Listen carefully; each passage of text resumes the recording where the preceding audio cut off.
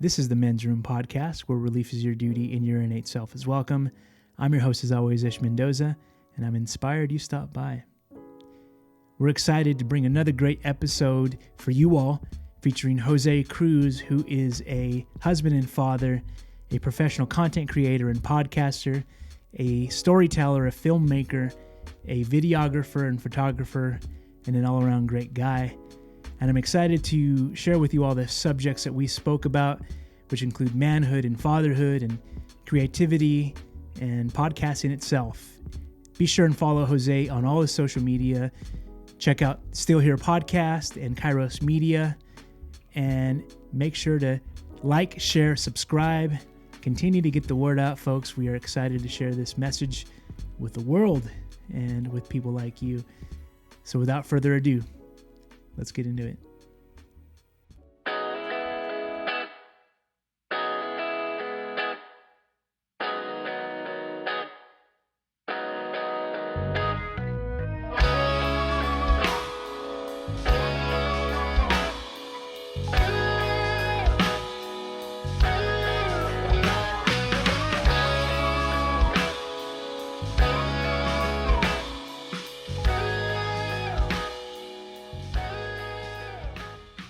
Jose Cruz, man, I appreciate you coming through. Amen. My favorite Native American right here. That's right. Let's go. The first one. That's my favorite Native American. Yeah, man. Thanks for having me on. Yeah, no, I appreciate you coming by, man. And so, you know, I first and foremost, you know, I know you as a creative. I did my due diligence and, you know, kind of consumed a lot of your work.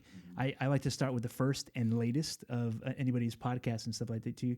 And I got the wide spectrum of guests that you've had on. You've got some heavy hitters too. You know, you've done some crazy good projects, and I'm sure your creative endeavors started way before the actual pod existed as well. Mm-hmm. So I want to first thing though is I like to step back a little bit. My podcast is intended to I really love having conversations with individuals that are interesting and having interesting conversations as well. So in doing so, man, the question I usually ask everybody is, you know, if you think about the depths of who you are. You know, usually somebody asks you like, you know, hey, who are you? You know, what do you do for a living or whatever it is too? But like, who are you in a nutshell? Thinking characteristics, thinking like, you know, career, family, all the relational aspects of who you are. Who do you say you are or who do you think you are? Man, I watch your pods and you've asked that question. You know, I've had people ask me that, and then I think what kept bringing back, because I am a believer. You know, I'll slip, say a cuss word, I'll say I'll say stuff like that.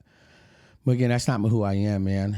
You know, and ultimately where my life has led up to be where I'm at. I'm 42 years old. You know, by the time this comes out, I'm going to be 43, April 27th. You don't look a day over 24. Man. Yeah. You know, but I just start thinking about, you know, and I think I start reminiscing on the Still Here name, and only thing I think about who I am and what defines me, or, you know, I'm just a guy that's saved by grace, man. That's it. You know, because anything I've done outside of my walk with God has always failed. But in Him, you know, I find comfort, I find peace, I find success, I find, you know, I find me. You know, and a lot of me, you know, has messed up a lot of stuff in my life, you know, but in Him, I have a better control because I know in Him I can be more. So I'm not, you know, and the scripture says, not on my own strength, but His strength in us, you know, so that's how I want to live. That's who I am, man. Another part of it, I guess the flip side of it is I'm a person that has proved a lot of people wrong only because they say I wouldn't be here. I shouldn't be here. They're surprised I'm here. I'm just a guy that's proved a lot of people wrong, man, you know, and so that's why my pod is say I'm still here. You know, life happened, things happened, death happened to me twice, and, you know, haters, family, friends, jobs, losing money, losing all this, but I'm still here. That's who I am. You know, I'm still here, man, and it'll take, literally, it has taken death to take me out. You know, but I'm here, man, and a lot of people that listen and watching, you know, these type of shows, your shows, my show, they're still here. They can look at me like, you know what, if a clown like that can make it, then I'm good, you know. And I liken to the scripture in the Bible talks about God chooses the foolish things of this world, the not so smart, the not so educated, the not so talented, the good looking one, to put to shame the wise, or the people that have it together, have all the money, have the degrees. He uses a clown like me to prove that you don't need none of those accolades, man, to be used by him and to reach people, you know. And I feel like I'm the epitome of the foolish one, you know. So that's who I am, bro, in a straight, specific term, you know. I'm not, my characteristics aren't defined what I have, what I own, my success, my bank account, my family. That's obvious. People can state that all day, you know, and that's kind of really been on my mind since we started, DMing, you know, and stuff. And so, and really kind of had brought full circle in my life because what God has done for me, you know. So that's who I am, man. I'm just the guy that God uses, man, and just want to do right by him. Yeah. You know. Those are good. That's a good anchor to have, you know. It's a good North Star, as I call it, you know, to lean on. I say sometimes that if God can use an ass, he can use an asshole like me, you know? That's exactly how I feel. Mm-hmm. That's so real. Yeah. You know, because you think about it, you know, the Bible talks about don't lean on your understandings, man, but in all your ways acknowledge him. You know, it's like my understanding has led me other places, you know. So for me to not just, hey, I know I can be an asshole literally. You know, wifey right here too, and she knows I can be an asshole to her, man. And so, but I know it's not me, because I know what me has done to me. I know where me got me, you know. And so, and that's what surprises a lot of people. I've lost a lot of friendships, really tight knit friendships, because they see where I'm at now and they're like, him? Yeah, you know. And so I've been there, man. And I think that's who I am. I walk in that grace. Same measure of grace that was shown to me, man, I want to show to people. Yeah. You know, so that's how I live, man. That's who I am, bro. You're right. I mean, we're both maybe the name of this pod is called We're Both or Dad. Booty shaking or something. Yeah. I usually come up with it. So, you know, I've been known to my dad jokes and puns. And so I call myself the pun-isher, you know. Oh, so. Okay. Look at this guy, the pun-isher. I like that, man. But yeah, man, I appreciate you getting to the depths of who you are, you know. It's crazy because I was talking about a little bit about the evolution of how the podcast has gone. I envision when I first had this idea to talk about, you know, to have a conversation, as everybody does, as like, you know, the millions of podcasters out there that say like, hey, you know, have the crazy idea to start a podcast one day and things like that too. Mine stemmed from really the things I was getting out of the conversations I was having, you know, meaning that the conversations got to a depth place of like really, really like, you know, in a lot of ways, like men sharpening other men, iron sharpening iron and things like that too. You know, I grew up a believer, but a lot of this has just been kind of anecdotal ways that we've just been be able to encourage each other in the thick of things, you know, in the shit as it were, you know. And so, you know, I really have kind of run with that, but it's crazy because I envision this to be like a real lighthearted subject matter, you know, talking about fun stuff and like, you know, comedy based podcast. And it got real deep real quick, you know? And so, and I'm embracing that. I'm leading into it. You know, a lot of what we've been doing at this point is breaking down some walls, talking vulnerability and things like that too, you know? Of which, you know, I've had a chance to kind of listen to a lot of your content that you're producing and things like that. I've seen some stories that you've shared about your life from a physical standpoint, but also like a mental breakdown standpoint too, you know? I want to talk a little bit about what you experienced about, you know, I don't know how many years ago now, but the health issues that you had, literally heart stopping, right? Is that? Yeah. It was COVID. I got COVID, the Delta variant, double pneumonia, right? And that took me out. And shout out to my buddy Nemo. We had a pod together, Unfiltered Podcast. And he's been on my pod. And then that fool got me sick. He was telling everybody it was allergies, but his ass was like, he came and got me sick, my whole family sick.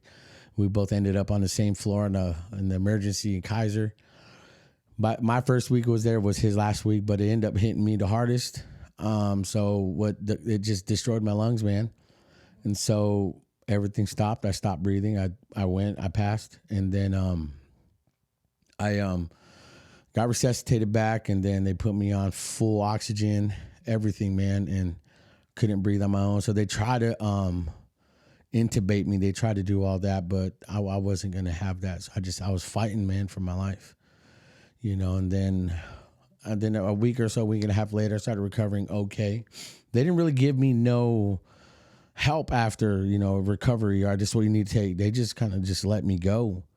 So I was like, if anything, I was kind of making it worse than because I just wanted to leave. If I'm just laying here all day sucking air, let me just do this at home. I don't have COVID no more, So I don't know. You can probably bleep that word. I don't know if like YouTube algorithms, COVID is like they'll shadow ban you, because we've experienced that on a Friends of Mine podcast. But honestly, I'm looking for the controversy so I can get the algorithm up a little bit. Yeah, piss it off a little. They will. You will piss them off. Say all the hot topic words right there. Yeah. Trans, and I'm playing.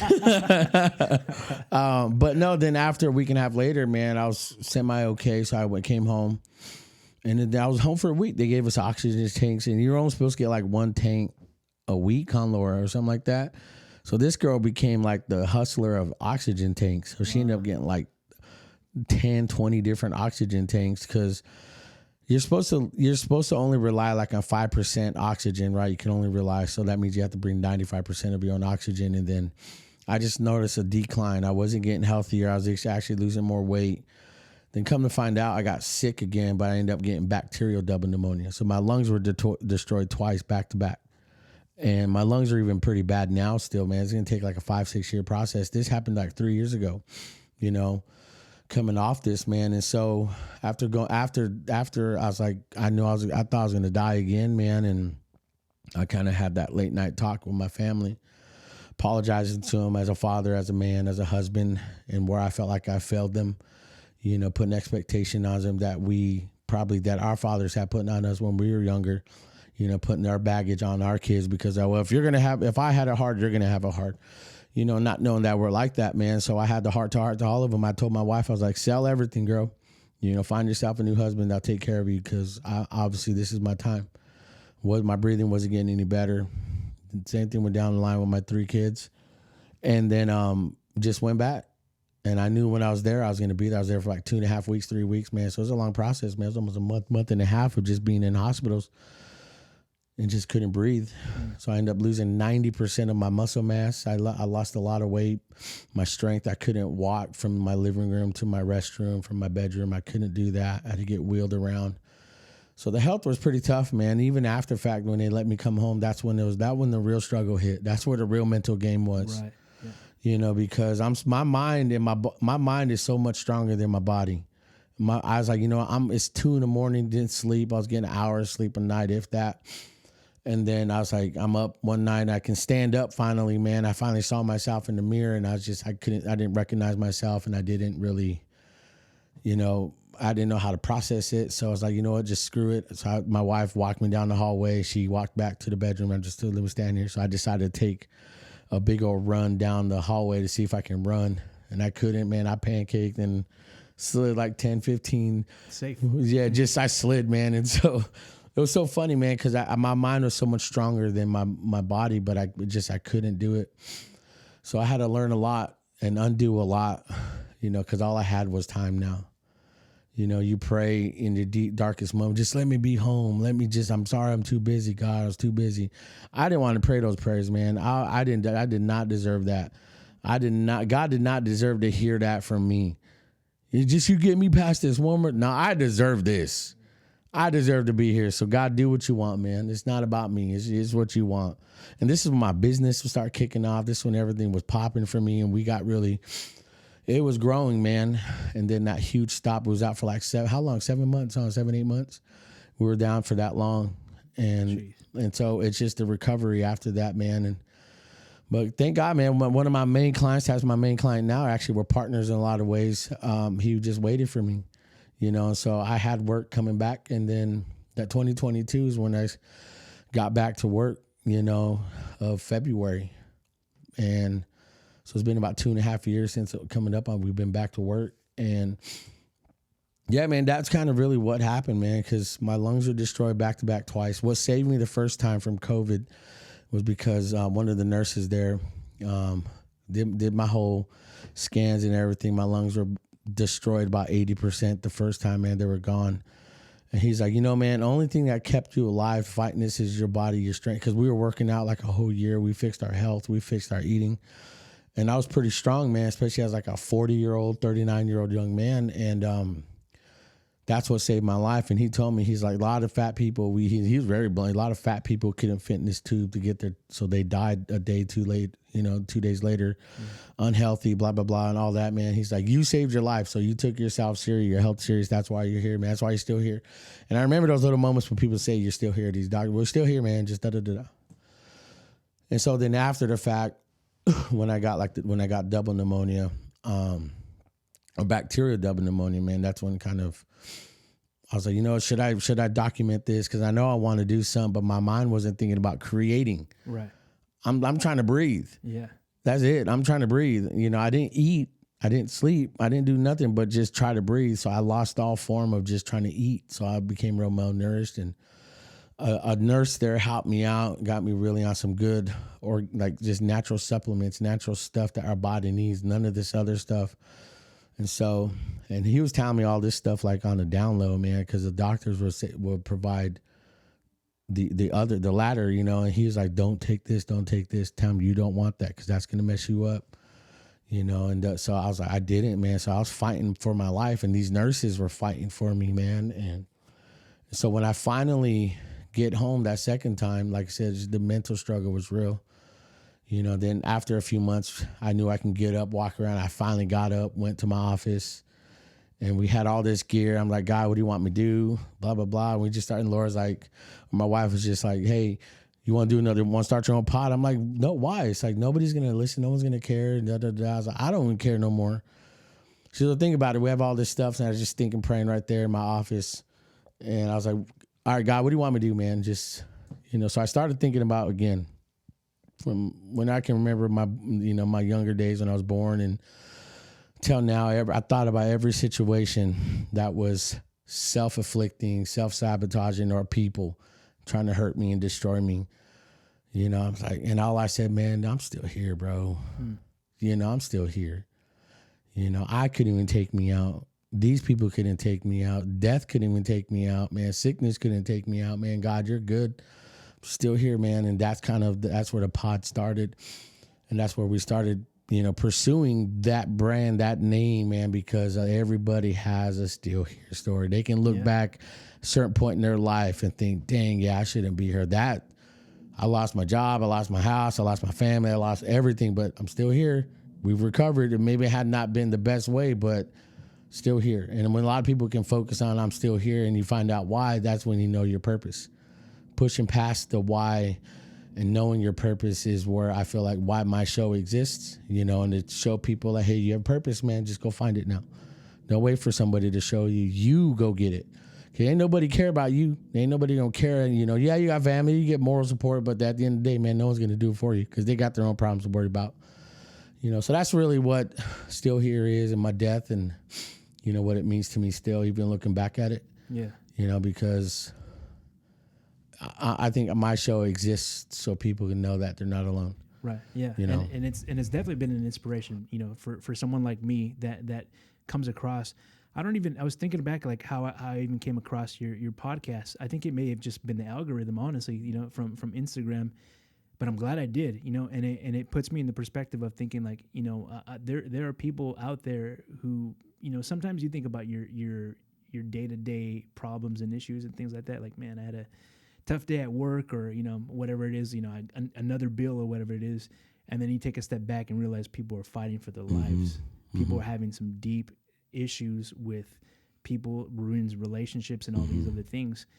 And it's encouraging to know that no matter what, even though the problems that you think are the top of the list and priorities and things like that, someone else's problems put things into perspective for you, And so, like, I appreciate you sharing your story first and foremost. I think that the intention maybe is even to inspire others in the place that are going through something physical, something mental, and can connect on that level, you know. Mm-hmm. And that's kind of where I intended for this podcast to go as well, is just to have those encouraging moments where I think people are, just lacking. You know, Mm-hmm. sometimes there's a loss of hope. You know, I had the great benefit of being around like people that are in a leadership position and all these other things that maybe have spoken some words of life into me, but not everybody has the luxury of doing that. You know, and so thinking through that, I'm curious what was going through your head at the time, and then also what do you think about that now afterwards? If you see the shell of yourself, like, you've come a long way, and it's still a journey. Mm-hmm. But how do you feel about looking back at that situation that you were in at the time? Oh man, I mean, I think about it a lot. I really do. There's not one thing I'd change about what happened to me. In the moment you feel like I want to get out of this. Why me? Why this? But that's too selfish, because I knew I'm not a person to put myself in a victim mentality. I'm not a person to put myself feel bad for me, or why does bad things happen to good people, man. It's just, that's life, and a lot of people, I would say, man, 99.99% of planet Earth always ask this one question. This one dumb question is, why do bad things happen to good people? That's life. There is no answer to that. The Bible talks about it rains on the just and unjust. So what makes you any special that you shouldn't go through something? Right.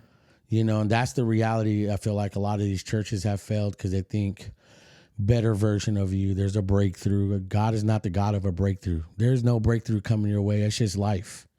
And so when I look back at what happened to me, I wouldn't change it, man. Even my hard times where I lost patience with her, I lost patience with my kids. They saw a destroyed version of, she saw a destroyed version of her husband. The kids saw a destroyed version of their father, and they saw me at my lowest. They saw death on me. They saw, they that wasn't their dad. But the dad they know now, the dad they know that beat that guy, this guy right here, not perfect. Don't think anybody here, he thinks, no, I'm not. But I don't stay in my past. My past is only a reflection of where God has brought me from and how he's helped me conquer it, man. And, I have no regrets on my past. I have decisions maybe, but it's like, it's who I am now. I'm not going to do that again, and so to look back at who I was, man, it doesn't bother me. It doesn't irk me. I don't have trauma. I don't believe in anxiety.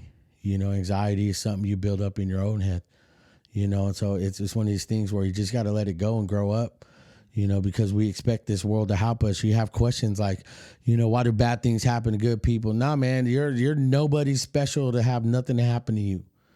And if you go through life, nothing happened to you, you're not living.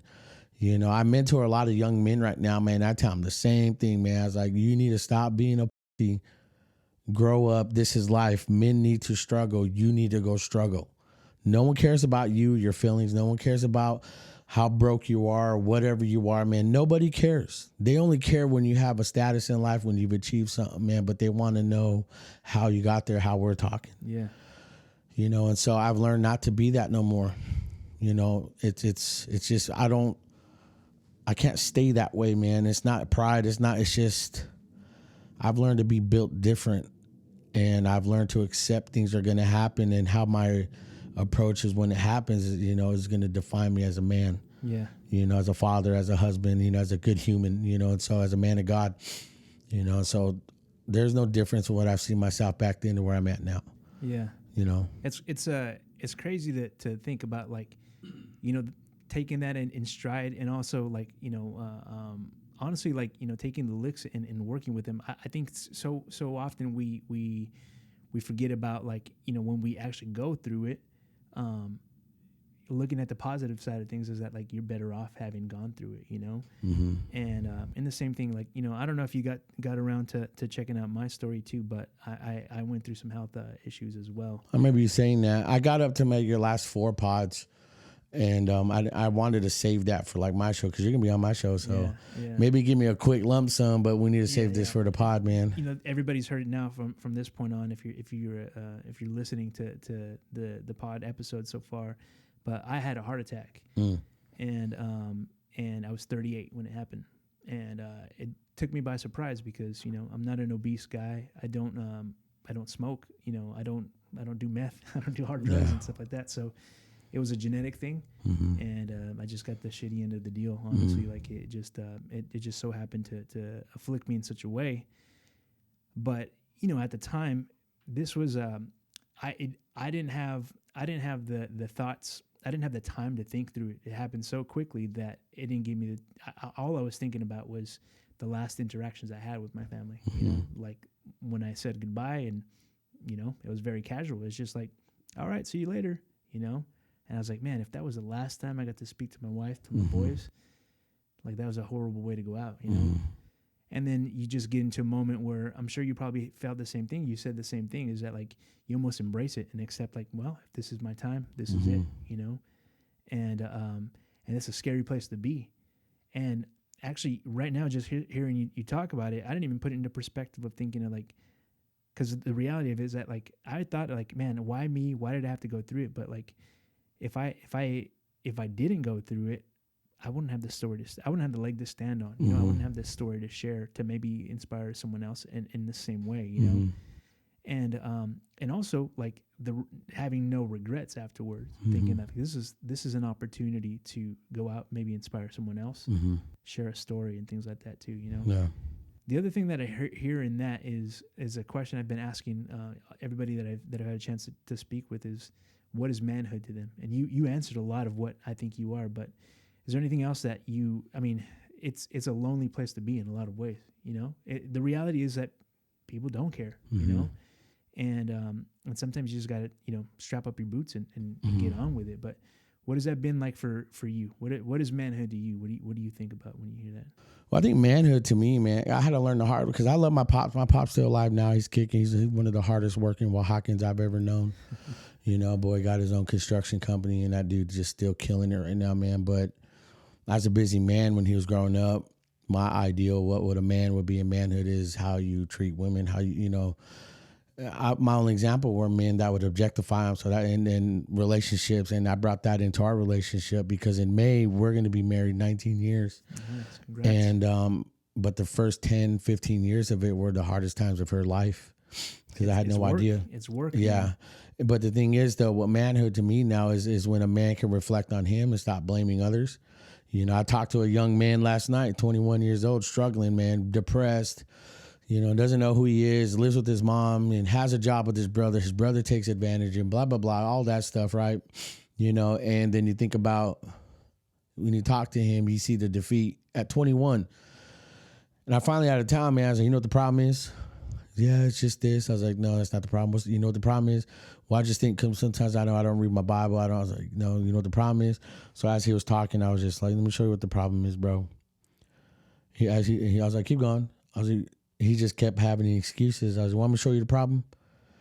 He's like, yeah, well, what's the problem? And I just showed him this. I was like, and he looked right at himself. Right, and then problem is iPhone 15, huh? Yeah. Well, the problem is he saw himself, and he couldn't stare at himself in the eyes. He like saw himself. He was just, yeah, it was me. I was like, you're the problem. I was gonna tell you become man enough to face that and accept that no one cares, man.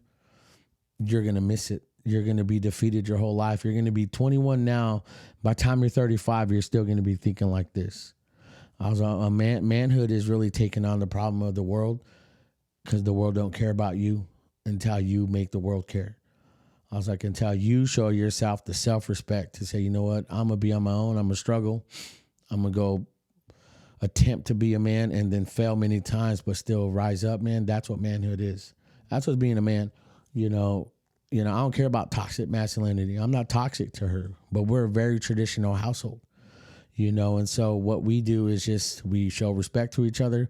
You know, there are the roles. I am the provider, the protector, the priest of my home. You know, and that's what manhood is. Man, is I get no luxuries of life, and I'm fine with that. You know, when it comes to birthdays, Christmases, there's come to stuff like that. My kids always ask me, you know, what do you want for Christmas, Dad? Nothing. I'm good. Socks and chonies is what No. we get, you know? No, I don't even get that. You know, it's like, I'm not that guy, right? It's like funny because my buddies are the same way. And it's like, I'm not even that. You know, Christmas for me is every day of the year. I can go buy whatever the hell I want, you know, but you guys, I want to focus on you. You know, a man really sets himself in the back to walk, you know, to watch his family, protect his family. And that's what I do, you know. And so manhood to me, man, is owning your mistakes, owning you, because no one else will. And until you fight that, man, until you grow past that, you know, no one's going to care. And I really believe until you get a status in life, man, no one cares. You know, it's only when that status happens. And guess what? That's not fair, right? But that's life. You know, so until you push to that, you're not going to be reckoned. You're not going to be remembered. You're not going to be, you know, taken serious, man, and respected. You know, it's only when you see the scars of somebody, man. Only when you've seen the scars and, you know, on the person, but they're still here. You know, it's like, man, that dude been through a battle. That dude been through it, man. He's still. And so that's how I live. That's what manhood to me, man, is just keep pressing. You know, I don't make the excuses of depression. I don't make the excuses. I don't feel like it. I got a headache. I can't go to work. I push through it.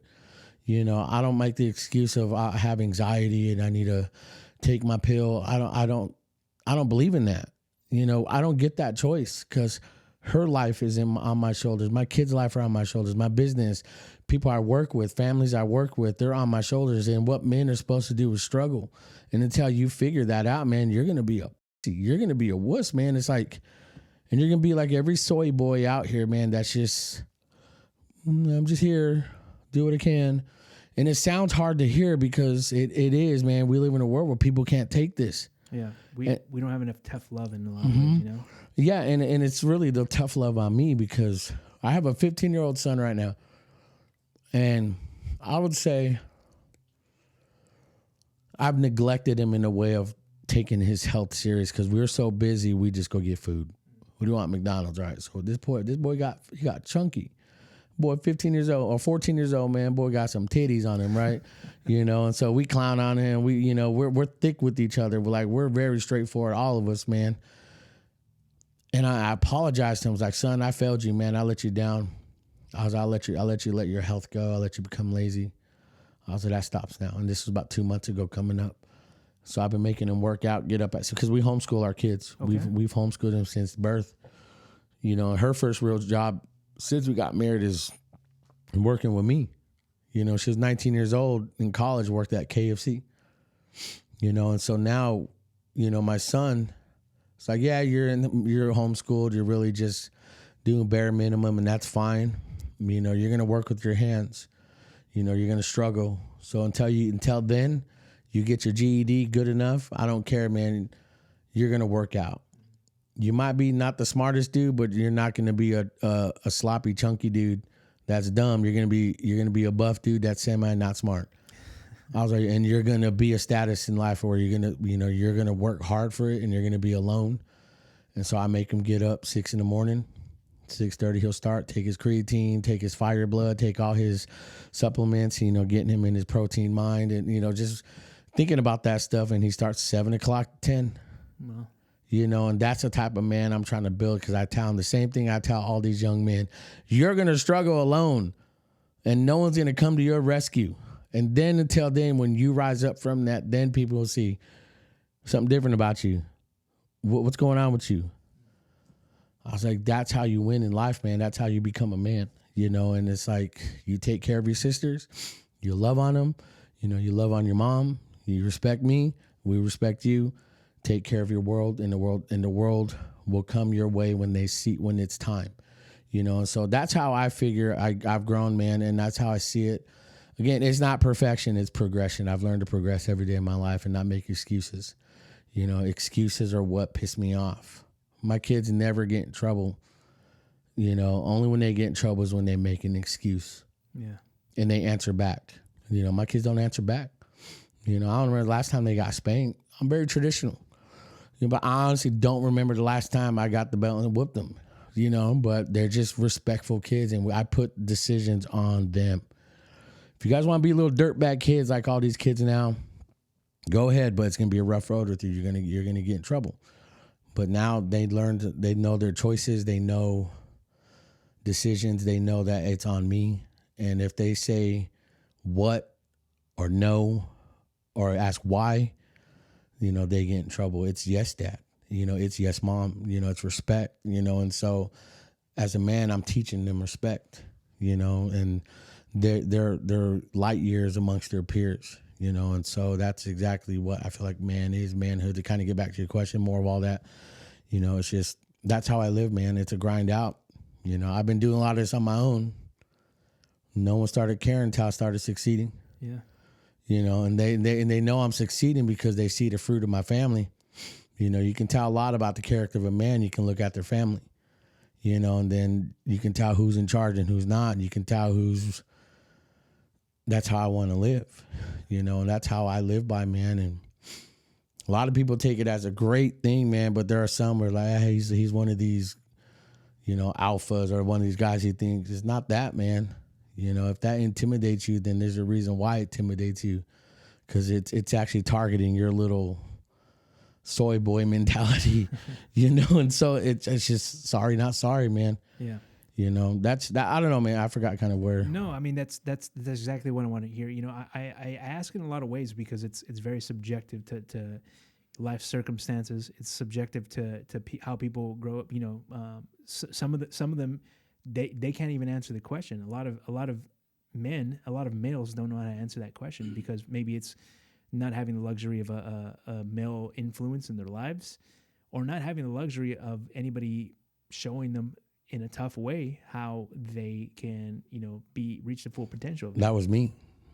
I had leaders, had pastors, had people growing up, never took them serious, but I didn't have it. I've talked to a lot of young people, a lot of young men, young women now in their 20s, and I'm sitting there talking to them. We're sitting like in the rooms like this, talking, and they're telling me all their stuff, and I give them all the answers. I talked to this young lady last week, and she's talking about money, talking about how to ask for a raise, how she should have done it. And I told her, and she's like, where were you last week? Because I needed this. I was like, I'm telling you right now, you have a luxury of a Jose right here, you sitting there. When I was in your seat, I didn't have someone like me. I had to learn, and I feel like that's the problem we make as men, because I did make that excuse until I realized, again, no one cares. And so I made people care, and a lot of people took it serious, and now they take it serious, and it's like, I would tell men that are watching, if that's you making that excuse, stop. It's you. It's not fair, man. Guess what?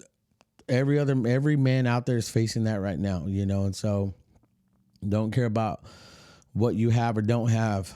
It's more of where you want to grow, man, and how bad you want it. Yeah. I don't use that excuse. I've never used, even when I'm at lowest moment, it's like, well, I guess I'm doing this on my own. I've just done it on my own. That's how I've grown, man. And it's, the fruit of it is evident, and the fruit of it is real, it's substantial. It's something that you feel like, it's not just him talking. Look at her, look at my kids, look at my circle around me. Everything's growing. And so that's how I've learned to really face things, man. And realize on that. Because every time I hear things, my mind is, that's an excuse. That's an excuse. That's an excuse. That's an excuse. And it's like, if you want to talk about it, let's talk. But if not, don't waste my time. And that's hard to hear, because someone told me that once. And that was the last time I was like, yeah, I ain't doing that again. That was like, I was like 15, 16 years old. So finally someone told me, yeah, that's an excuse, man. You're a little sissy, bro.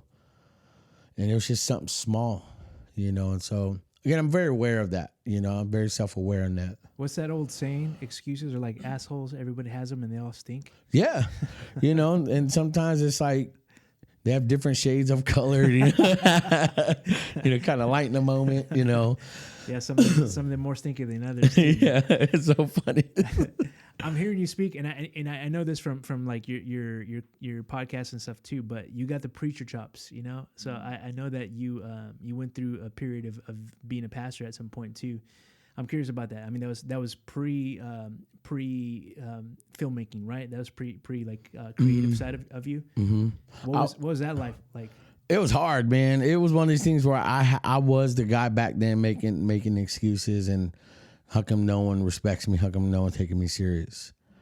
But the work got done. I'm very talented.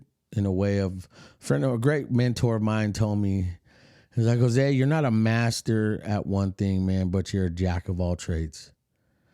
He's like, you're not a master of one thing. And I was like, thanks. So I had to think about that. And so, but I mean, it was a learning process. I was young, you know, being a pastor. I watched that one podcast with that pastor, that one guy, you know, I wasn't a fan of it. You know, I wasn't a fan of him. And it's not personal, but I've seen a lot of pastors like him. You know, they don't answer the question. I was like, answer the question. I knew what you're asking. I knew what I would say and what should have been said. No shade on him, but people are different, right? So I had to learn to see past all that. Christians are the worst gaslighters ever. They are. It's true. You know, they are, and they think, "Oh, brother, you're being too prideful. You know, you got to take instruction. You got to be out of this." And it's like, "Nah, man, you're being a jerk right now, bro. Oh, you can't talk to me like that. You know who my dad is. You know who who." Get out of here before I smack you. That's who I am, right? And so that's where my patience lacked. But, you know, I was a youth pastor, man, and I was part of I was at Cornerstone. I grew up at Cornerstone. Okay. Left Cornerstone, never went back. For some reason, people leave and keep coming back to Cornerstone like God called them. You know, no shade on them now. You know, I know they've done a lot of changes. Wasn't a good experience there. So it's boomerang Christians. Yeah, man. Oh, God woke me up at 3 a.m. Okay, you're not Samuel. You know, it's like you're really bringing nothing to the table. You don't like this one church because you're not getting your way, so you're actually thinking of going back, thinking you get your way, and that's not true. You know, so I've learned that. And then after that, I went to the worship center out in Fowler, and you know, that kind of had the same situation there, man. You know, there are a lot of haters, a lot of people in church. Again, churches are worst gaslighters in the world, man. And then started a church right when we left the worship center. Because I'm a guy that has been committed to, I can count Cornerstone, Worship Center, Christ-Driven Church, took a break, then I'm back at Christ-Driven Church. Where's that at? Selma. Okay. Yeah. Yeah, and so I don't church hop, you know, and it's like I've seen a lot of church hoppers. I've seen a lot of people try to get their way, try to, you know, start their weird little cult mentality type stuff. It's weird. You know, a lot of churches are like this, whether it's like a white church in Clovis or, you know, the gospel church on the west side or the hood church on the east side or the country church down in Fowler, Selma. Doesn't matter, man. And I've learned a lot and I've seen a lot. And I think that experience really showed me how to read people, how to connect with people, how to be real with people, you know, and how to check me. Because, again, it's easy to, like, point a camera at somebody. You need to change. You need to change. Everybody. No, I need to change. Like Oprah. Yeah, I need to change. And I've seen the worst end of pastors, you know, and I've seen them, well, you're supposed to be a pastor. You shouldn't be like this. You shouldn't be like that. Then you realize they're just men just like you. But they chose to be in that position. They chose to be in the public eye as a spiritual leader. So you expect the negativity, man. You love it when everyone's praising the church and they ain't praising what they're doing. But when it comes with the heat, you can't take it, man. It comes with the job. So learn to take that. And I think I've learned to be that person, man, is to be real, be approachable, and be like Jesus. Jesus was very approachable. Jesus loved people, man. I guarantee he loved them Pharisees. He told out, man, you full of dead man's bones, man. You brood of vipers, you know, but I love you, you know. I believe Jesus talked to 2 different people in the word, and when he in his ministry, when he was right, he talked to the hypocritical church people that were selling, making money off off God's, you know, the church clout wave back then. But then he talked to the woman at the well. He knows she was a hoe. Back in the day, had their own biblical OnlyFans. And he knows, he's like, girl, the dude you with now, you're getting your cheeks clapped by him. That's not your husband. You know, he's like, give me some water. And so he gives me water. He's like, yeah, the water you offer me, only temporary thirst, man. But the living water I offer you. You know, and what did she do? She didn't become a pastor. She didn't become an evangelist. She didn't take on a title of, oh, I'm a woman pastor. She just went, Jesus changed my life, and this is what happened. And she went and impacted the city. You know, Zacchaeus, the little hobbit tax collector. Everyone hated tax collectors back then. But what did Jesus do? I'm going to go to your house, bro. Get down from that tree. You know, and that's how I learned to be that. And I saw these pastors weren't being that. I knew a pastor down in Fowler, man. This fool, man, got a brand new house. And this dude took an offering saying, you're not going to let your pastor go into this brand new house with old furniture, are you? No, pastor. Well, we're going to take an offering for me. I'm like, this guy. So I've seen that. Yeah. You know, and I've seen some dirtbag pastors, but I've seen a lot of great pastors. I've seen a lot of good men lead, you know, and I've learned to take, that's just, again, man, for me to point fingers at them, I have to point fingers at me first. Yeah. You know, we live in this self-righteous world where you're a pastor. You shouldn't be doing this. You're this, you're that, you're this. Well, you're one of God's children too, man. So you need to actually be careful how you judge. Because it's easy to point out someone else's sin. Point out yours first. Because God sees sin as sin. Now, there are levels to it, I guess. Well, here on earth, stealing gum is different than killing somebody. But you can be a murderer and still face a lifetime in prison. But you know what? Yeah, at least you're a Christian and you're saved in prison. But because of the laws, you have to pay for that penalty. So be the best evangelist in prison. You know, God will still forgive you and love you. Whereas the person's like, I didn't steal that. I had that gum. Well, now you're lying. Yeah. Well, no, that's not true. I bought that. And then you double down. Okay, again, it's easy to point out other people, man. God, there's no, what's the word I'm looking for? There's no partiality. You know, there isn't. God just like, no, man, it's sin. Yeah. Change your life. And I've learned. Not black and white. Yeah. And I've learned to see that. And that to be a pastor back then, you know, to work in my way, probably being a pastor right now again, but I'm not holding my breath. You know, it's like, man, that pastor he calls people, you're a pussy, you know, that's a pastor. You know, I'm a sinful man. We all are. We all are. But I don't stay this way. And I think sometimes to get my point across, it's like, you got to be real. I was on the phone with a young man coming over here talking. I was like, dude, you good? I haven't seen you in a while at church. Yeah, I'm just struggling. You know, I'm at, police academy, doing this, doing that. I was like, when's the last time you beat your meat? He's 21 years old. He's like, huh? He's like, dang, that's a funny question. I was like, be real. I don't know. I was like, it's tough to ask that, but it's real. When you put him on the spot like that. Yeah. I had to ask this one guy, young dude, 22 years old. I was like, you good, man? He's like, yeah. I was, what's up? How's life good? I was like, when's the last time you beat your meat? Last night. You know, I was like, bro, you got to stop, man. You can almost hear his head drop. Yeah, I was like, you got to stop, man. I was like, we're men. We don't do that. When's the last time you checking out chicks, man? When's the last time you simping on these girls? You know, when's the last time you falling for these traps? Man, I was like, bro, stop.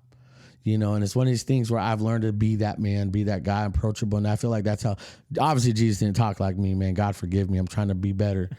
You know, I'm not perfect and I don't act like it, man, but I want to be approachable. I want people to come up to me and be like, dude, you're real, bro. I know you're real. That's all I need to know. You know, and I think that's how Jesus is and was. And on his time here, I believe he's coming back. And I believe those are the fruits he's looking for. And I believe, you know, these pastors are missing it. If they can't answer a simple question on what the problem with the church is, the problem with the church is that because you got guys like that don't know how to answer what's the problem? What's the problem?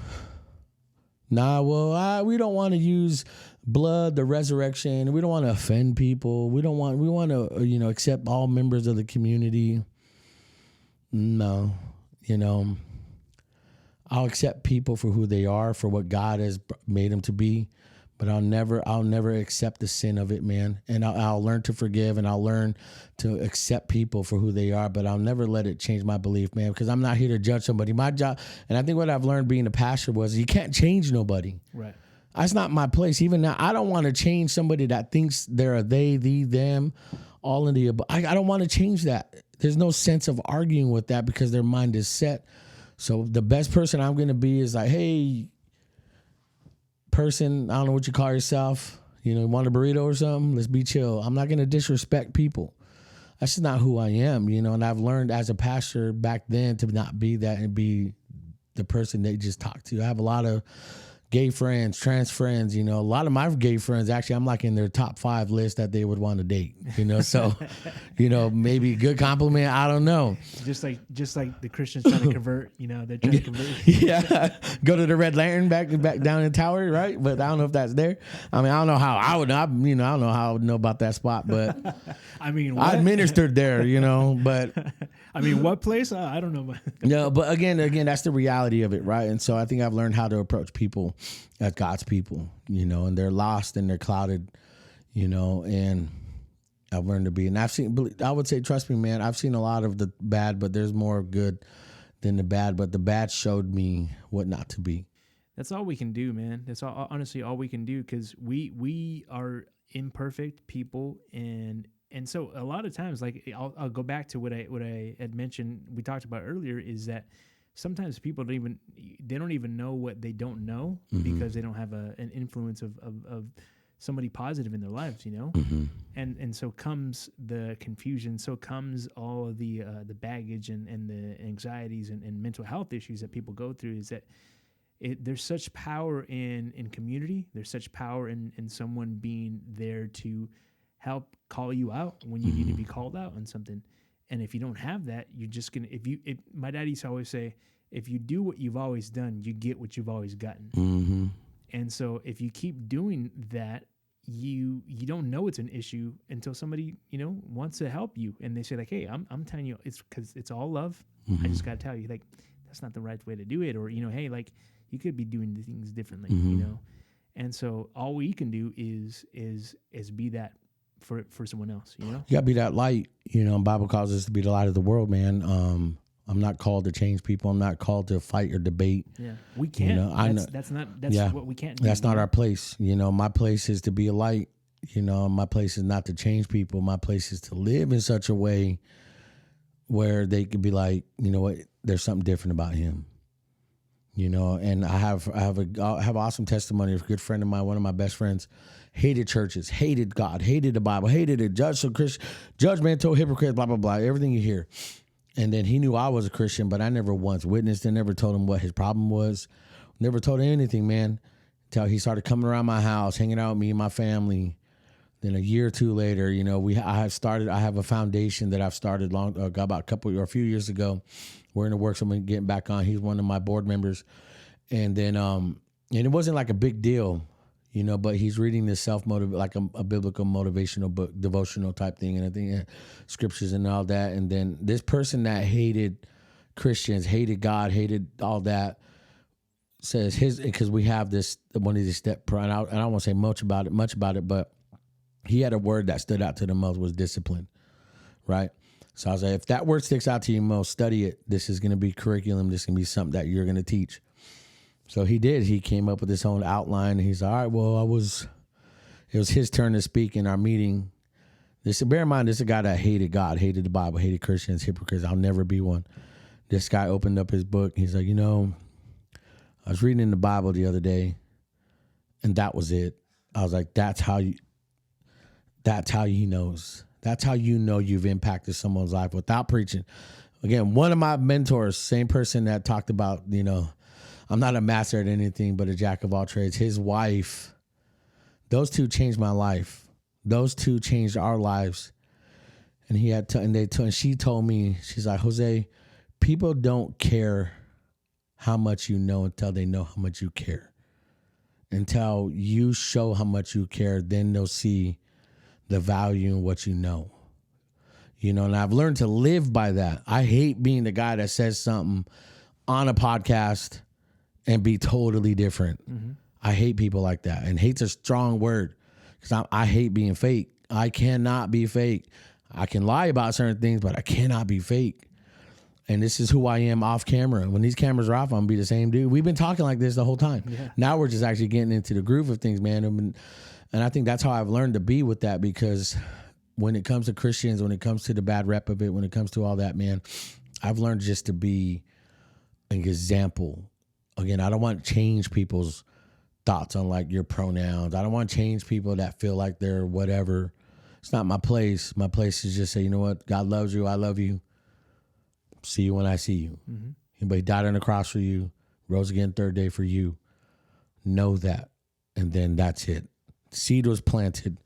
I'm not here to argue with somebody. I'm not here to debate. I'm not here to, none of that. All that's just, it's just, Bob talks about casting pearls to the swine. They don't know the value of that. Those pigs don't know the value when you're just throwing diamonds and you're throwing stacks of, $100 bills. What are they going to do in it? They're just going to roll all over it, slop all over it, crap all over it, because they don't know the value of it. And so that's likening to a lost person who you see on social, you see fighting and screaming and yelling at the pastor, yelling at somebody that has a different, thought process than them. It's like, there's no winning that. So why put yourself in that? Right. Just pray for their souls, man. Let maybe one day they're a home by themselves in a room like this, and God just says, boom. That's all we need to do and be. I'm not here to debate. I'm not here to call people out and say, well, I'm right. I don't care if you think I'm right or wrong. I just know who I believe in. I know who I'm in. And that's how I live. I'm with apologetics. I love apologetics. I love learning that, the difference between apologetics and theology, but I'm not called here to defend God's word. I'm not called here because that word stands on its own. For 2,000 years, still here. Why is that? That's the only Bible. That only thing is trying to be proved wrong is that. When's the last time you seen like the Quran or the Mormon Bible, the Jehovah's Witness trying to be proved wrong? You don't. So for a Bible to be still standing and still here and people trying to prove it wrong, I'm gonna follow that. Still here. Still here, man. And that's how I live. So people might comment, oh, he's this, he's that. I'm sorry you feel that way, but I'm not here to change you. I don't want to change you. I don't want to debate you. I want to live in such a way that maybe one day you'll see something. You know what? I like that. Man, if you met my kids, you'll love my kids. Man, my son is like the biggest teddy bear on earth. Yeah, sounds like he and I can have some McDonald's. Bro, sure. He's been wanting McDonald's, I'll tell you that much. But he's just a good kid, man. 14's going to be 15 in May. My oldest is 18. She's going to be 19. And my daughter's my middle one's 17. And when you meet them, you'll know who I am. Wow. That's just the fact. When you meet my 3 kids, you'll know who I am. And that's how I want to live, by the fruit of it. The Bible talks about, you'll know when the coming of Jesus is, it's like it's summer. So you expect certain things to start to bloom. We're in spring, so things are starting to bloom. So you'll see them by their fruit. You go outside, what's coming up in the summer? Cherries, and nectarines and all that. Yeah. So when you go to that tree, you know that tree by its fruit. That's how I live. You don't know by that tree by, well, I'm going to be a fruit one day. But trust me, I'm going to have big oranges on here or big nectarines. Watch. I promise you. Last year, you should have seen my fruit last year. No, where's your fruit now? And that's how I live, man. I'm more of just my actions and living it than talking about it. And podcast is ironic because that's all we do is talk, but I want to live it. When you meet me in person, I guarantee you're going to love me because I'm going to love you. I'll be real. We don't have to say nothing. I'll be in a room. If I'm just with you and we're not saying nothing, that's good enough for me. I'm the lowest maintenance dude ever. You don't have to entertain me. You bring me a box of pretzels and just chill and I watch you work. I see your guitars. That's who I am. Yeah. I have no expectations, man. And it's the same thing in my life. Yeah. That's how I've learned to be, man. And I don't know. Go ahead. I can keep talking, bro. Yeah, no. Speaking of podcasts, I'm curious about that. I'd like to, flipping the script a little bit here. First and foremost, does it feel a little weird to be on on the interviewing side or interviewee side instead? Because your show is you asking a lot of other people their story. Mm-hmm. How does it feel about you being on this side of things, sharing your story? I like it. Yeah, it's not weird. No, okay. I always tell people, man, it's only weird if you make it weird. If you make it if it's awkward, you're making it awkward. Yeah, I feel like when people ask me questions and stuff like that, I almost I have to force myself a little bit to talk about myself. Then you're in the wrong business, man. It's a give and take, right? I've learned to be both. And I've learned not to have, because I love talking. Clearly, I can talk, man. I like talking, but I don't like talking about myself. I like talking Well, that's where I've learned not to be, man, because I know, because I'm trying to be just a calm dude. If you're in front of camera, they're gonna want to hear you talk. Trust me, I've learned that, and I've adapted to that quick. And, you know, I love hearing myself in the mic. Right now we're just in the room regular. It's like, because again, this is who I am. Yeah. That's exactly who I am. If I can put who I am as authentic as I can be on camera, on the internet, on social, and they see me in person, they can come ask me the same questions. I'm going to be that same guy. Yeah. You know, and again, I can't be one way or the other. Oh, well, the switch is on. Pod. Hey, what's up, everybody? And you see me in person. You've been changing your voice, you know? Yeah, and it's I hate that. You know, and I've seen a lot of people be that. I've seen a lot of celebrities. I've worked in news where I've seen a lot of anchors that I've worked with. They're just dirt bags, and then there's this front on the morning show, but then on the cameras when they're in commercial break, they're dicks. You know, it's like, I don't want to be like that. Yeah. You know, I want to be like Kopi. Yeah. You know, I want to be like Kopi. Kopi's that same. If anything, Kopi's more. I was gonna ask, how is he off camera? Kopi is the top G of news, period. And that's it. You know, Kopi's the real deal. If anything, he's more laid back, more cochino, right? But he's the top G for that reason. I remember a few years back, it was back in the day where Kopi, he leaned into like the fact that he was bald. You remember that? Yeah. That whole campaign when he had people pick out his toupee for him? Yeah. I was like, that's like gangster, because you like leaning, was like, yeah, I'm bald. Yeah. Will you help me pick out this toupee for me? And he just like rocked it, you know, forever. And he's still rocking it now. Yeah. We were just there last week or so, I think. Last week at Great Day. You know, I had my little full circle moment. It's pretty dope. But Cope, I love that man. I'll die for that guy, man. I'll take a bullet for Cope, because he's a real one. He is a real one, man, and he's one of the main guys that really spoke into my life. He'll send me videos. He'll text me. You know, me and him have a constant communication through social and site. You know, he's the real one. You know, he's one of these guys I want to ideal my life. When I get old, I want to be like Cope. Nice. You know, like 100%, man, because Cope is an old dude, you know, but he's a top G, man. And I got a lot of love for him. And that's who I want to be like, because Cope is that guy. He'll go to work, man. There are these times where we go to work at 2 a.m, you know, and he's there. He's old as he is. And after a great day, you know, I'm like, shoot, I'm going home. You know, not him. He goes to schools. He drives across Central Valley. And he's that same energy, man. You know, I'm thinking, man, boy, do a lot of coke maybe after the show, but you know, a lot of crack or something. I don't know, but Kopi, more like Koki. Koki, you know, but yeah, he's the real deal, man. And I've learned to be that guy. That's how one thing is. If I'm ever in front of a camera or off a camera, I'm gonna be like that. Yeah, that's cool, man. You know, and so again, it's a switch. You got to be careful how you put things out, man. You can be a cool dude on here, but yeah, I'm not like that in person. Well, dude, you're in the wrong business, you know, because pick what guy you want to be. This ain't no fluff because, hey, everyone's doing it. If you're going to do it, there's a reason why you want to do it, so you got to be that guy. Yeah. You know, and I've learned to be that guy, you know, because I've had that question asked me a lot. And it's like, I know it's like basic, generic, lightning round questions and stuff like that. That's just not who I am. I want to be real, man. Literally, you hear it all the time. Yeah. But I'm here to renew the cliche of I want to be real, because it's a cliche now, especially as fake as social media is. Oh man, yeah. You know, so again, it's like I want to be real. If it were up to me, so speaking of that, man, I want to pick your brain a little bit about you being a content creator and things like that too. But I'll start by saying, like, I hate social media. I mean, I'm the worst at Instagram. I know that, like, there's a matter of like consistency and all this other stuff. I got to be better at that because I'm not great. My instinct is to like delete the app and not worry about it so much. But I realize that you got to put a little bit more into that too. How has that been for you, shifting from, you know, working for a corporation to, like, you know, being a freelancer and working for yourself? What's a day in the life of a creative person like that? You know, what are the challenges you face?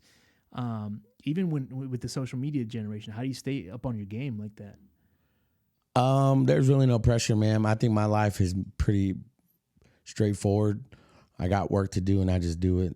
You know, the only thing I fight, man, is I'm nothing. You know, it's a mindset of being disciplined.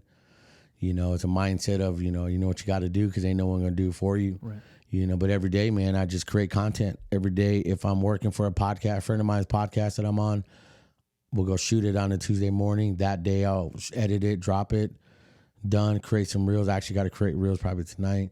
Been busy.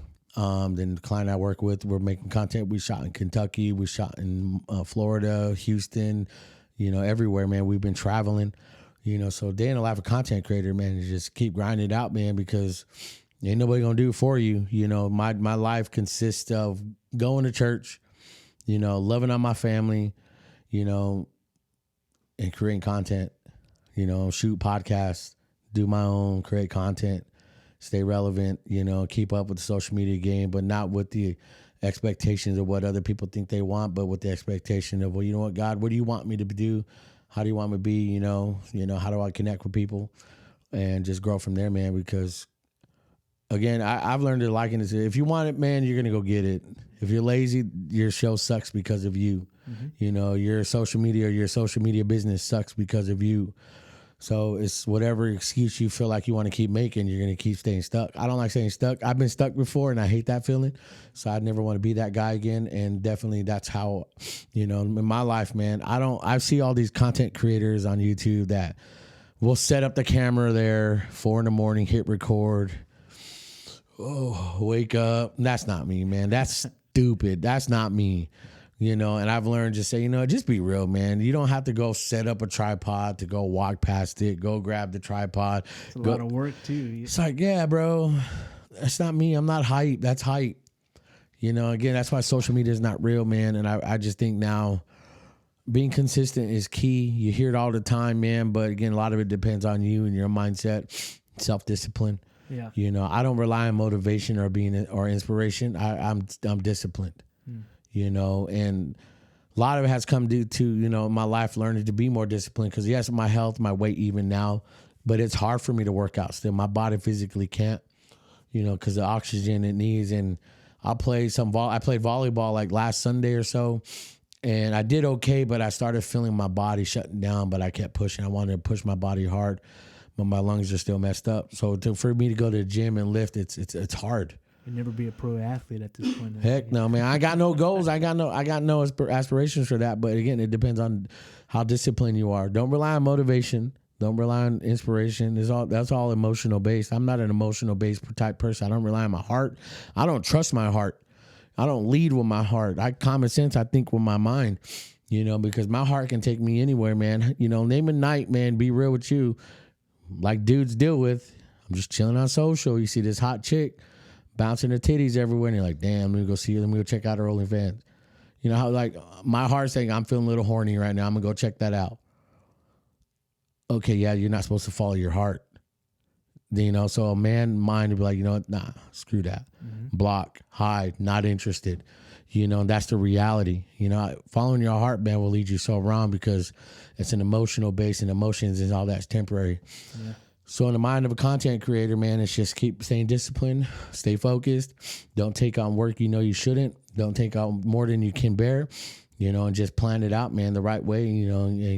And a lot of it, too, is get yourself a wifey that can handle a lot of the stuff that I don't want to handle, you know, because she does a great job at that, you know. And so, and again, it's just growth, being disciplined, man, because it's balance right there. Yeah, it is, man, because there's a lot of expectation, and you'll either get the cash cow client or you'll keep getting the nickel and dime client. It's how bad you want it, you know. And so, go ahead. Sorry. What's your favorite part about working for yourself, but also like the kind of work you do, the creative work? What's your favorite part of that? And then on the flip side, what do you like hate? What do you not look forward to? I mean, a job can be a job. It's all about perspective, but like. Yeah, what are your favorite parts of the job and the things that you don't like? I love every part of it. Oh, really? Because I can sleep in till 10, 11 o'clock.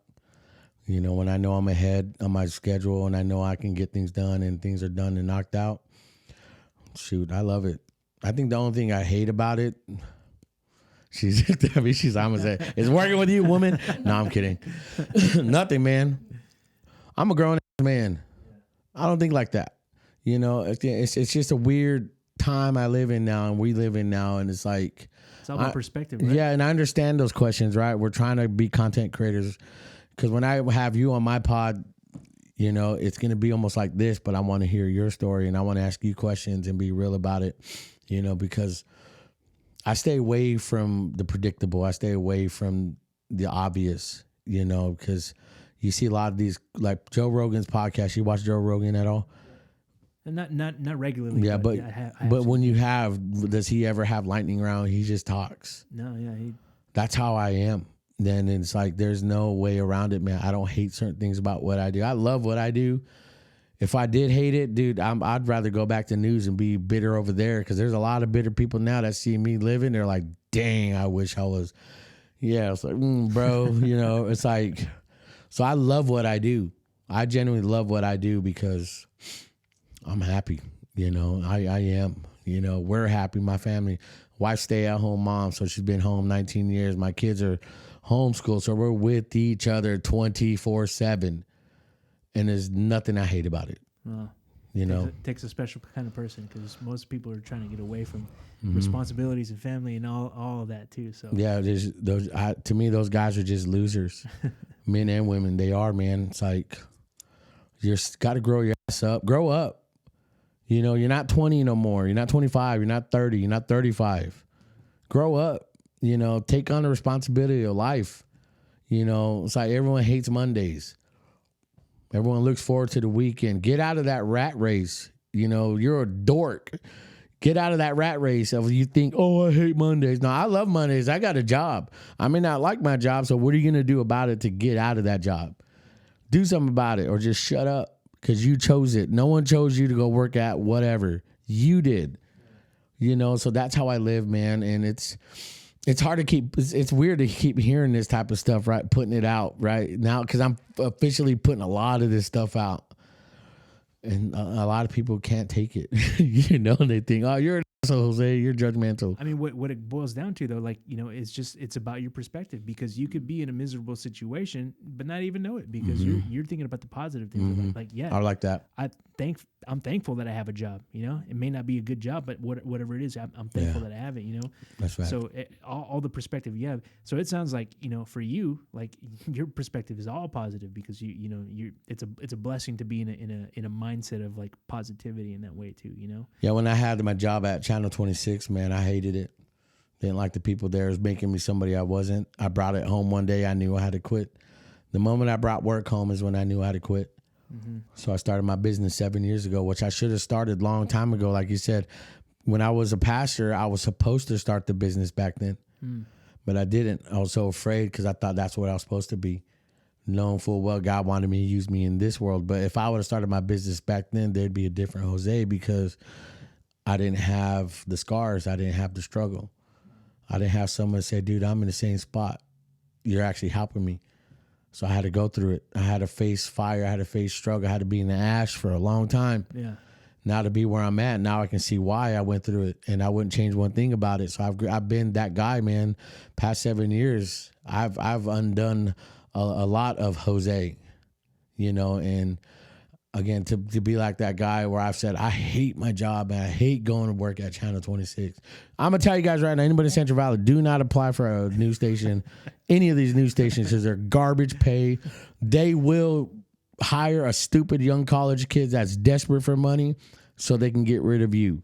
That's just cutthroat. It is, so I don't want to have no one have that power over me. Again, it's like everyone that works there now, just, it's like, sorry, not sorry, man. Yeah. I've just learned to take, life by how I want it as a man, and I've made it, to be where I want it to be, and it's comfortable, it's easy, but it can be difficult. But again, I embrace it. I embrace the struggle. I'm not surprised by the struggle. I'm not surprised by the problems. I'm ready for them, And again, it's just a different mindset I've learned to be, man, and I want to help a lot of young men to achieve this at such a young age, because I started doing this when I was 36. Okay. Barely. So if a young man can grasp this at the age of 20, 25, man, they're going to be in light years ahead of me. Yeah. And that's all I want. That's how I want my pod to represent, man. And so you go back to your question, man, there's nothing hate about what I do. Again, I hardly ever use that word hate, and it's because that's not in me, man. It's not. I don't hate nothing or anyone. It's just I accept what things are, man. I try to make it better. Yeah. Yeah. One of the things that I love that you said, and I attribute it to when I first started learning the guitar. One of my struggles at learning the guitar at first was how difficult it was to press down on certain strings, but you start developing these calluses, and you need that. You need the calluses in order for you to perfect the craft. And that's the way life is sometimes. Sometimes you don't realize that the hard times actually help you develop to be making the beautiful moments. Yeah, well, to take it. You know, a lot of people think callous is all you're callous to the world. You have no heart. You have no feelings. No, man, I love playing because I play on my worship team at my church. My daughter plays with me. I just bought her first, was it a Les Paul? Oh, nice. Yeah, she's 17 years old. Girl got a Les Paul, you know, it's like, dang, girl. But I know that, man, because again, it's been a long time since I played. It's been almost like 12, 13 years since I've played on a worship team. And now that we're back at my church, you know, been on there for a year now, or 6 months, but then been there for a year. It's just, I've noticed the struggle. I noticed the pain. I noticed it. But now the past month and a half too, I'm starting to feel it. This makes sense, you know, because of the work. You know, when I was in the hospital, COVID, and it just, the second time, man, I was getting shots every day getting shots. So I got a lot of nerve damage because they're just poking me every day on both arms. I remember one time they put an IV in me and they misplaced it, and not in my vein, but they just put it in my arm. And I woke up, dude, I felt like something weird, like a ball between my arm and my chest right here. I look up, my arm's swollen like this, and it was the IV liquid went in my skin in between my muscles, so this expanded. Oh, snap. You know, and so I have a lot of nerve damage right here. You know, like these 3 fingers I can't feel, you know, but I still play. You know, the strength's barely coming back. Right here is all numb. My hands are all numb. You know, it's like, but I want to play. You know, I want, and I feel the strength coming back. You know, and the struggle of it. But that's where I feel like that's the glory, man. Is I push past the pain. I push past it, and the callous of these, man, just help me make, you know, good music, good worship, man. And I accept that. It's like, again, without the pain and the struggle, man, there's no good worship, man. There's no life of singing, man. So I've learned to channel what's supposed to hurt me, what's supposed to defeat me out. And then, like you said, this callous is developed for a reason, you know. So you're tried and tested, you know. And so, and then you'll notice somebody, you know, like a warrior back in the 300 days, man. You know, when a guy's been in battle, when that shield's pretty beat up. Yeah. Those are people I want to be around with. Battle tested. Yep. It's a lesson for life, though. Anything that's worth it is not going to come without its due struggles. If you want to get into shape, you got to put the time in. If you want to make money, you got to grind it out. Yeah. Everything comes in you know, as a result of difficulty. You know, trial by fire. You Let's know, go. That's how gold is formed and shaped. That's how your pod's gonna grow, man. Well, speak it, man. That's how from your lips to God's ears, dude, right there, my man. That's how it's gonna grow, man. You know, I feel like what you're bringing and how you're talking, man, and just how you have the sensibility and demeanor of like really letting people talk is you know, it's approachable, man. And a lot of people need that. You know, me, I don't know when to shut up. People are like, dude, you just talk a lot, man. We love what you say, but you talk a lot. We hear you all the time, you know, because I'm not on social media just on one platform. I'm on multiple platforms on other people's businesses and podcasts. So I'm everywhere. Yeah. So people are like, dang, this guy again. But it's just what I do. Maybe that's how you popped up on my algorithm. Yeah. You know, you just like you were there. It's like, this dude won't shut up, man. It's like, we shouldn't have put him out there, but I feel like what you're doing, man, just speak it, man. Just keep living it, grind it out, man. Do the stuff that people don't want to do. Yeah, you're not supposed to get all the sleep you need if you're in the beginning stages. Yeah. I'll tell you that right now. You know, the reason why you said 2 weeks is life busy happening, man. A lot of people listen. There's a lot of good stuff we're saying here. Yeah, a lot of people need to hear this now.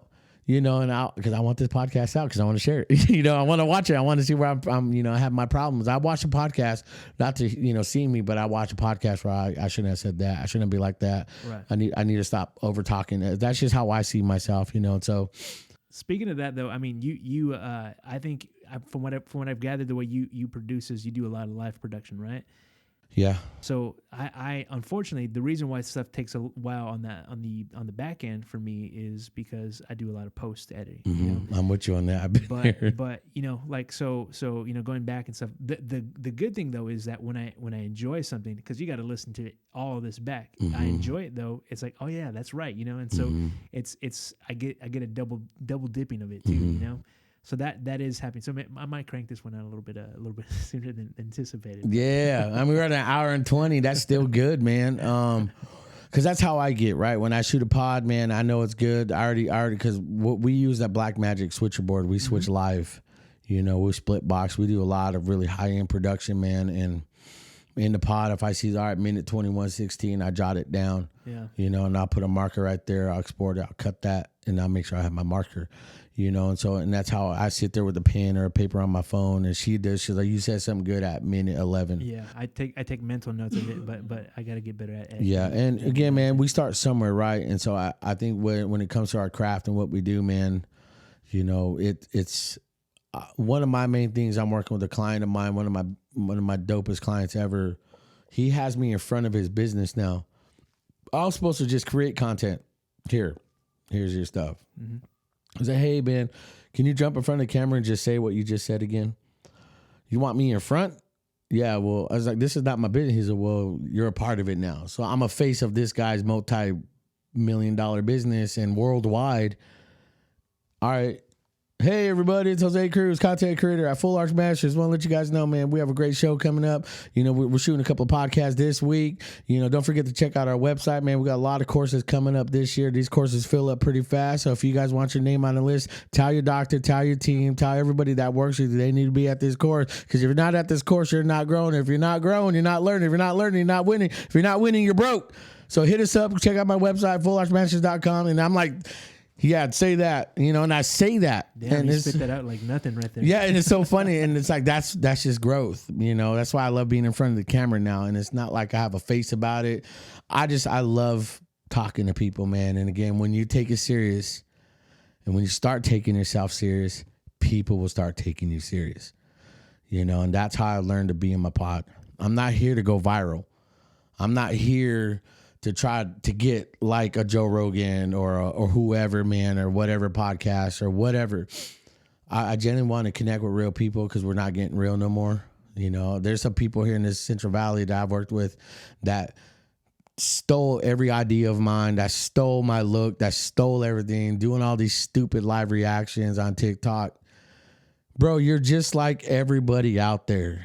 Yeah, you can get 1,000 subscribers by reacting to some fat kid falling.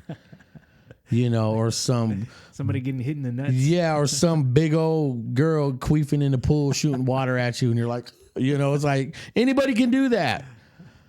But that's not real. That's not who they are. It's stupid to me, man. And I hate that type of content, man. I do. If I say hey, I hate that type of content because it's not authentic, man. I think how we're talking is real. Yeah. What we're talking about, how we're living is authentic, man. And that's how I want to be. My doctor client sees the value in it. He saw something in me. I'm doing it. Podcast I'm on with a friend of mine. You know, I grew his podcast from like 113 subscribers for like 12, 15 years. Over in 2-3 weeks time, we got up to 7,000 subscribers. You know, so there's value in that, man. Until you start taking yourself serious, man, things around you won't grow, man, because he's just half-assing it. No, he's not now. Boy on the grind. Yeah, he only got like 7 hours of sleep, but this is more important to him. How bad do you want to get paid doing this stuff? Again, you got a full asset then. Bro, you have to. Even because when I first started my business, I was at Channel 26, man. My schedule was 2 a.m. to noon. And I lived in Selma at the time, so I'd have to get up at 1 a.m, 12:30, midnight, just to get ready, leave some time, leave about 1:30, get there about 2. And I remember starting my business, and I knew it was like, if I wanted my business to take off and where it is at now, I knew we were going to be here. I just didn't know how or when or where.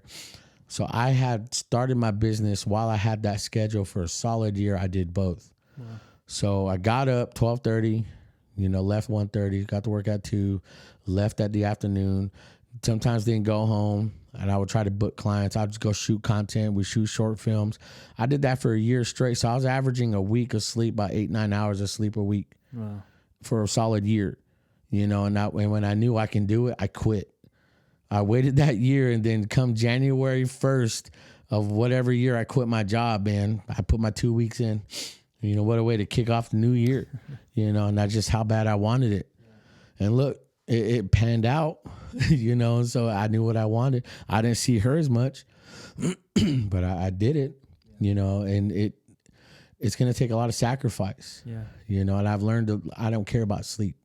I hate sleeping now. I genuinely, sleep is a waste of time for me.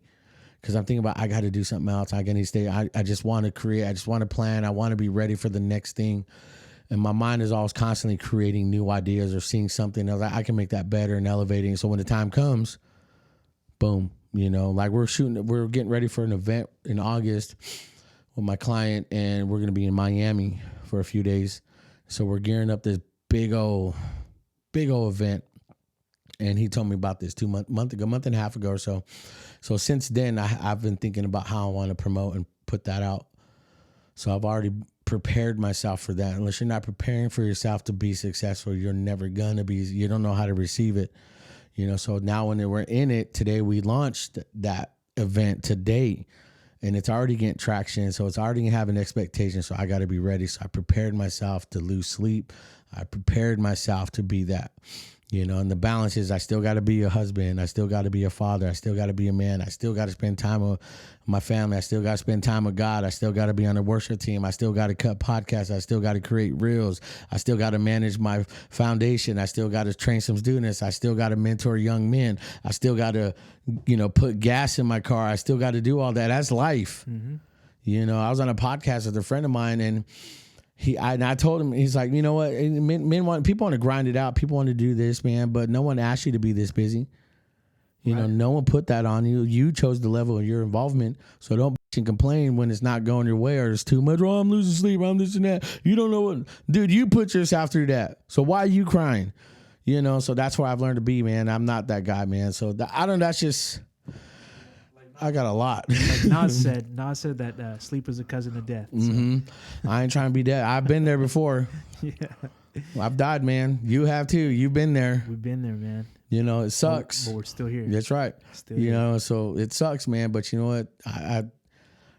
Not many people can say, or I would say there's quite a few people that can say, but they've experienced that, man, but they didn't let it beat them, right? Yeah. You know, and so I think that's where I'm at. It took a while for me to be here, but I'm here. It took me a while to get this mindset, but you know what? There's never too late, man, to better yourself and God, better yourself for you, better yourself for your family.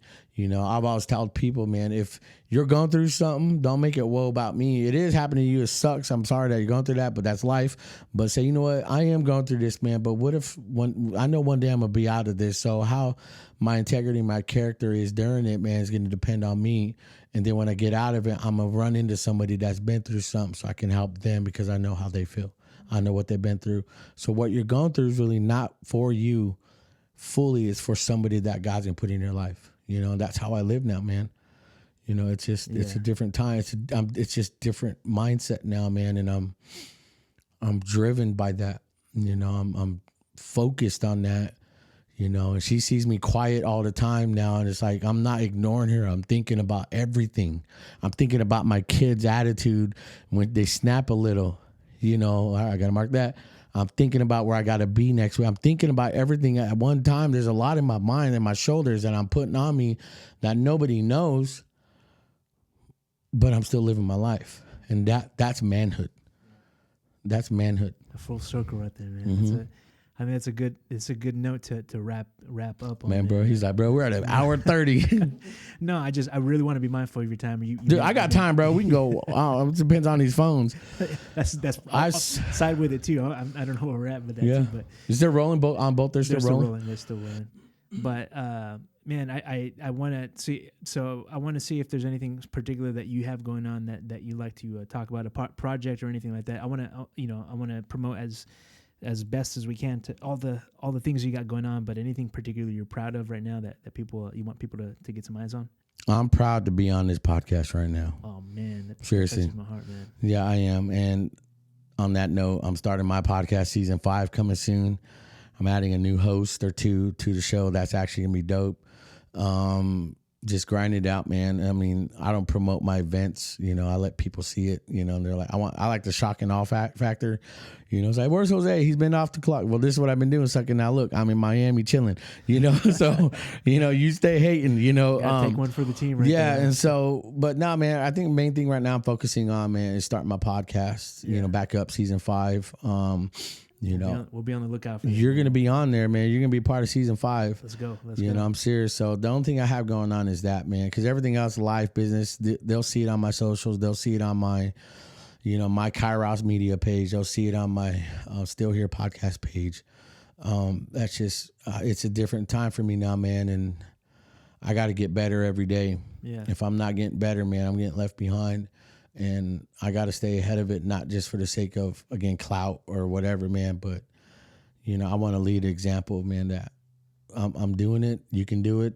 Again, I got kicked out of high school, right? I'm 42 years old, finna be 43. And right now, to this moment, this very second, I do not have a high school diploma to my name. Such wisdom, though, man. Such wisdom.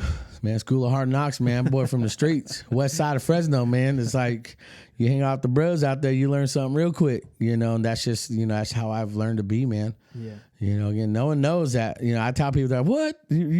I got no diploma. Nothing. I don't got a GED. I don't got nothing. But I'm at where I'm at, making what I'm making, and so I don't know, man. It's just, only thing I got going on is just starting my show again because it's been a while. I've been traveling, man. Last year we just started traveling. We've been to Arizona a few times, been to Texas a few times. I've been to Florida a few times, been to Kentucky a few times. We've been just everywhere. Okay. It's like the first week of the new year this year, we were out in Kentucky for a week. Then after that, we were back for a couple of weeks, then we flew out to Houston. Then after that, we came back. Then a couple of weeks later, we went to Florida, Orange City, Florida, Daytona Beach. After that, we came back. Then we went back to Kentucky again for another week. So my life's nonstop. Events, anything. Right now, biggest event I'm thinking about, it's just my podcast, Still Here podcast is still here. I'm not here because I'm lazy. I'm not doing podcasts or my show because I'm lazy or it's work. I've literally had zero time for the pod. But I can guarantee the messages like you give me, hey man, just want, jump on your pod, what does it take? Or how can I get you on mine? I get those on the daily, man. And I answer fast. Yeah, well, I appreciate you answering me, man, and look, jumping on. Last week you messaged me, yeah, or no, this week. Yeah, I probably at the beginning of the week, right? Probably. Yeah, I'm like, I'm down. Let's go this week. All right, so that's a testament to the character that you are, and for that reason, man, like all the success, continued success for you. Thank you. I know that your life is you're already doing big things. You're already doing big things, but bigger and better, man. Like, if there's anything that comes of this, additional ears, additional eyes on what you're doing, man. I'm, really, really blessed to have you on today, man. Hey, thank you for your time. Thank you. I love your spot. I love how the grassroots of it, because it takes me home. It takes me again. I know I'll never forget where I've come from. Never. I know where I've been. I know where I'm not going back, but I'll never forget. I'll never let all this stuff change me, because I'm the same dude I was when I was broke. I'm the same dude now. I just have a little more cooler things on me, But one day we'll be in a place, man, so you can't hear the kids yelling in the background. Bro, my kids do the same thing. I love that. Again, there's no expectation, man. I want that. Like, I have my buddy on, and their kids just walk in front of the cameras. I just let them. Again, I remove the expectations of what people think. Oh, it needs to be this way. No, it doesn't. That's the true authenticity of it, man. That's really, if your kid walked in, hey, what's up, man? Just keep it for what it is. You'd probably be half naked or something. But our kids did all that. So again, it's one of these things where I've learned, man, remove the expectation, man. That's how you're going to grow fast, man. I think where people listening and watching, man, have no expectations from others, man. Face for what you have on your own, because no one's going to do for you, man. It's just you. Grow from that, man, and follow me on social media. I'm gonna tag you, man. I appreciate it again, man. Yeah, dude. Thank you for stopping by, my man. All right, brother.